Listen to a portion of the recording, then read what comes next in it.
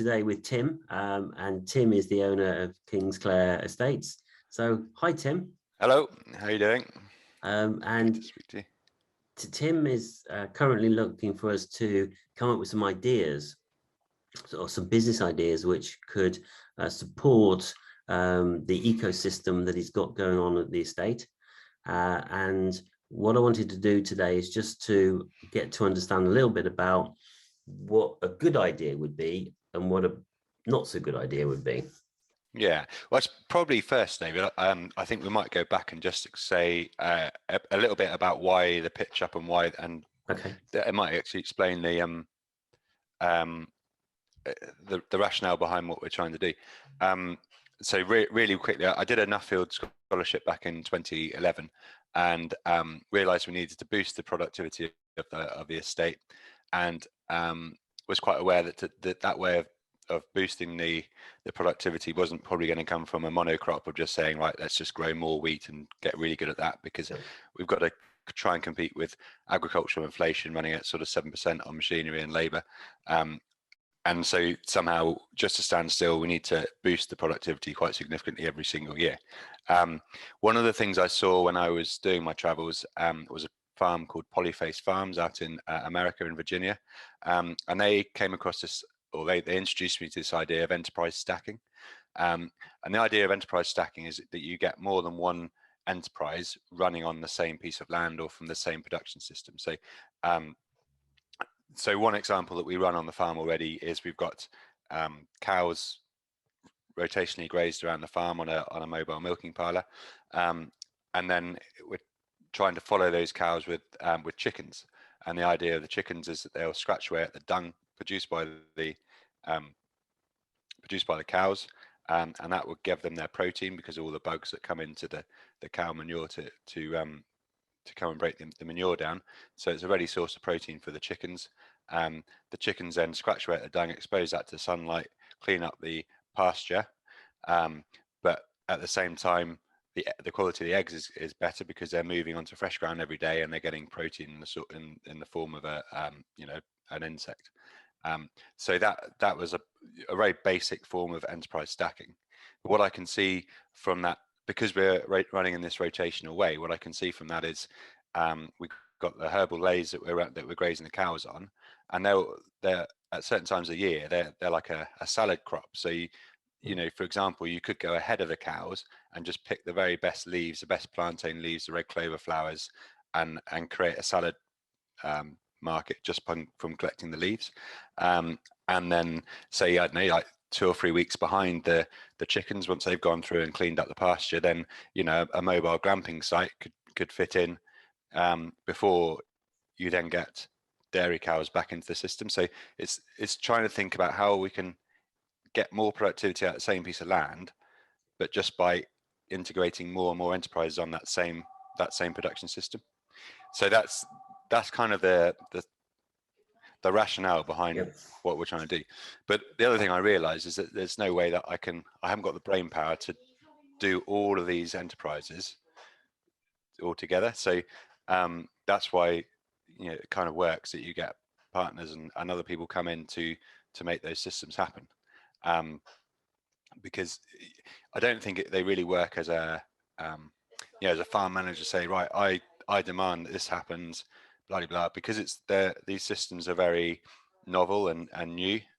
There's a certain amount of grey area of grey matter required, you know, thinking that you probably only really get from someone owning that enterprise, as opposed to saying, right, you know, I demand this happens from it. So that's why we're going through this sort of pitch up type system, and that kind of explains a little bit about the circular economy as well. So what we're trying to do is find enterprises that can bolt on the system that's already going. So with the calves, obviously we've got with the milking cows, we've obviously got dairy cross beef cows that are kind of at the moment surplus to what we're doing. So there's an opportunity there.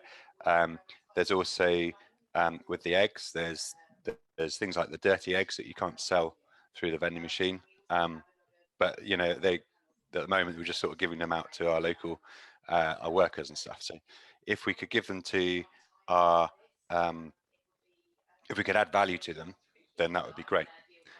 There's other things, we've got 17,500 cars going past our door every day, and you kind of think, there's got to be some way of capitalizing on that better. So that's the sort of essence of what we're looking for is businesses that integrate. Sometimes we get people come along with ideas like market gardens, and the concept of gardening and horticulture on the estate is fine, but if you just put a fence around an area of land, you can only ever get the value of a market garden from that one piece of ground. But if you could have a market garden that was mobile, that could then use the resources that are already on the farm. So where last year we overwintered cows and we've got a big pile of muck there, well, why don't we take the garden to there this year? And then next year there's going to be another pile of muck somewhere else. And then you can utilize that muck, which would otherwise be just sitting there rotting and turning into compost ready for us to use in the years going forward. But actually, you could put some pumpkins or something on that muck already to get that going. So it's just trying to disrupt that sort of the mentality that your enterprise has to be fixed on that square bit of land, because that then limits how much productivity you can get out of that bit of land. So if that's kind of explains. Well, that's interesting, isn't it? That you're not thinking of a piece of land just for this purpose at this forever. You're trying to create an ecosystem where things are moving around, and you're generally regeneratively trying to develop the soil, but also creating a business ecosystem that supports. Because the last thing you want to have is one thing taking it all away while the other things are providing it. Yeah, so it all has to work together. Absolutely. So I mean, the example I often use is up until 2002 we had a dairy farm and pig farm on the estate, and so we were called a mixed farm. But what was happening in reality is all the straw was taken from the outlying fields and brought in around the buildings, where the cows are housed over the winter, and then the muck was spread around those buildings.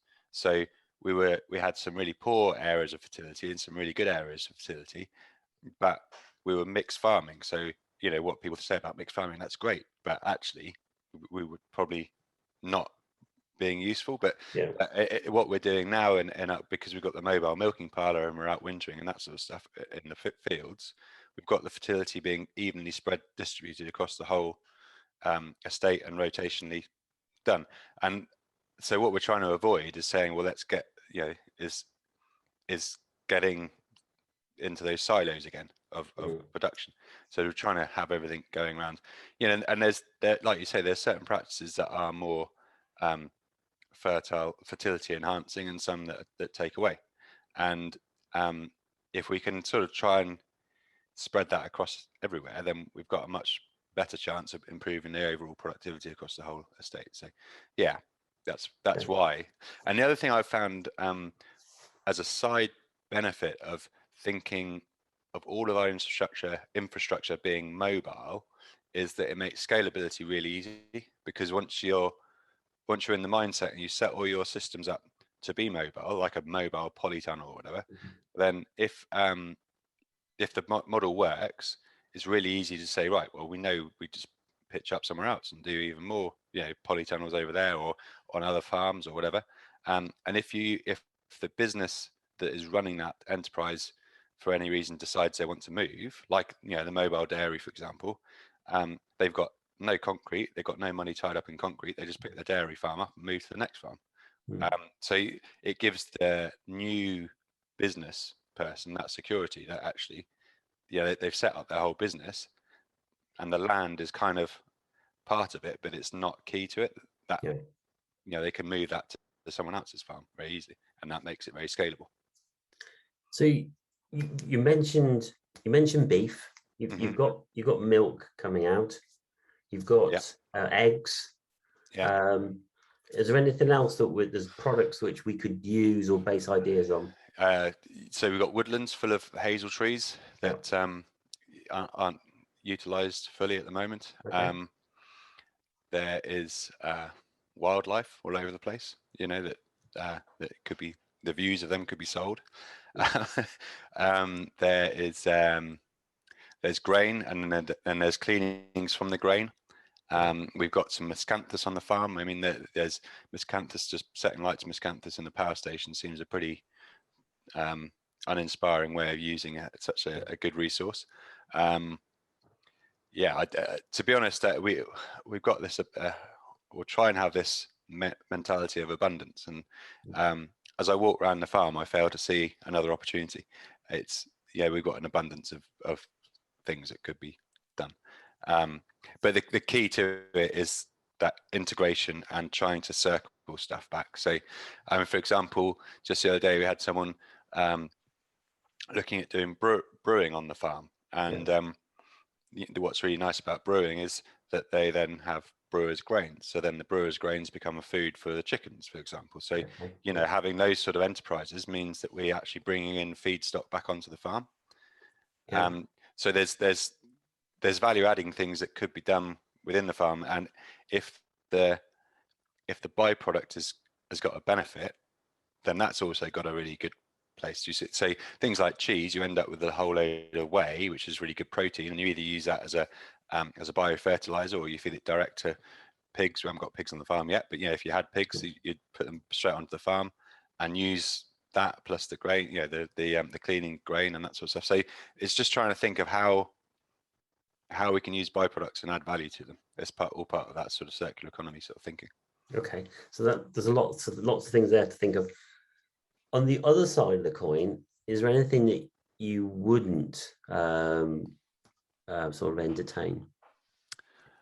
So let me just try and put. We're organic at the moment, so we'd struggle to sort of entertain things that were very input intensive.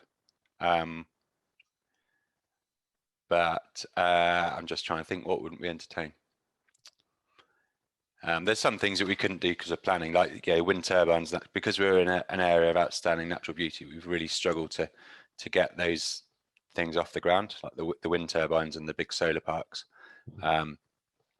Struggle with those. We don't have any running water, so things that required running water would be a struggle. We're just creating a load of wildlife ponds, though, and I can see a whole ecosystem being made out of those ponds with a circulating like solar pump, taking the water from the last. There's 4 ponds in a row, so you take the water from the last pond, circulate it back up to the top again, and then run it through like an agroforestry type system, and fill those ponds up with things like tapilia and that sort of stuff. So you've got loads of fertility produced in the water because you're feeding the tapilia, but then you take that really sort of nitrate dense water and use it by getting that sort of circular system. So I'll just go on with another idea that would be good, not one that hasn't been good. Do you have other ponds or fishing? No. Okay. No. No. And what about, you mentioned pumpkins, and it's this time of year. What about a pumpkin patch where people come and pick their own? Or the essence of what we need, I think, to get the next stage of this system up and running is to get more bums on seats, getting more people through. Okay. So pumpkin patches are good. Pick your own gardens, especially like a no-dig garden, sort of centered around those manure patches or something like that would be quite handy. Things like pop-up restaurants, pop-up barbecue pits. Those are all quite low-hanging fruit. The big stuff is the stuff that then requires major planning works, which I think is then that's when you got to. That takes 7 or 8 years of mucking around with planners to get them working. But Okay, so we'll try and steer the students away from major infrastructure projects or on anything that he's planning. Yeah, yes. The nice thing about the mobile infrastructure stuff is though that actually you can get away with a lot of things without, so you can set a whole dairy farm up without any planning because you haven't, and without any muck, slurry lagoons or any of that sort of stuff, because you're never in one place long enough to actually need slurry. So that's being mobile actually negates the need for some of the planning stuff as well. Okay.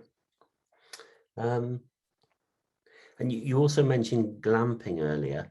Are you got glamping there at the moment, or is that something that potentially? No, these are all things that I think these enterprises all need someone to spend 100% of their effort on, and I haven't got 100% effort to direct to any of these things. So yeah, my expertise are more actually in doing the business support and then the mentoring and the nurturing of those ideas, more than actually running them, because as soon as I run one, then my focus gets drawn to that, and I can't run the whole business. So no, unfortunately I have to sort of stand back from all these things that sound really exciting. Farm shops, so they're all there, and they're all really exciting opportunities, but they're not the ones that I can do myself at the moment. So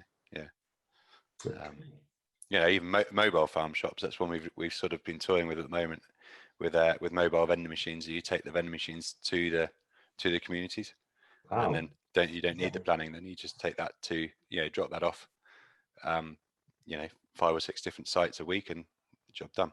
So yeah, give me all the ideas now. Okay. And anything else you'd like to add before we close it? No. Okay.